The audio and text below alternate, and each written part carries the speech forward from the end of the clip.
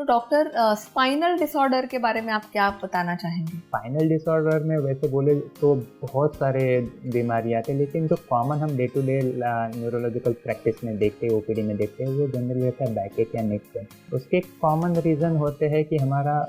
Bad posture, हमारे बैठने के तरीके, हमारे झुकने के तरीके, हमारे सोने के तरीके,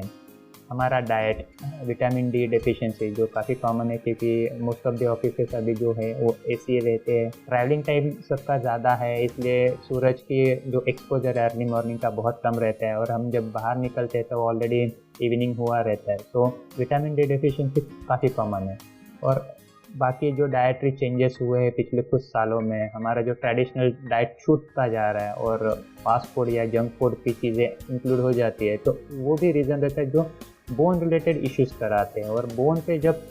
जब हमारे बोन या जो हमारा स्पाइन जब वीक रहता है तो जो हमारा पोस्चर वो मेंटेन नहीं कर पाता और उसका जो प्रॉब्लम रहता है वो या तो नर्व्स पे आ जाता है या तो मसल्स वो उतना सहन नहीं कर पाते। तो उसका भी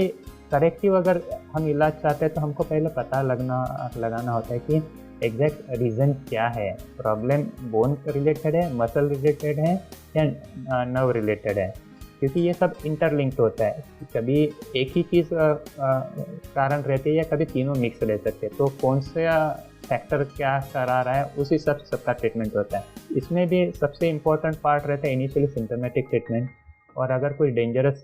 निशानियां हमको दिखती है जब हम पेशेंट को ओपीडी में देखते हैं, तब हम उनको एमआरआई कराते हैं स्पाइन का।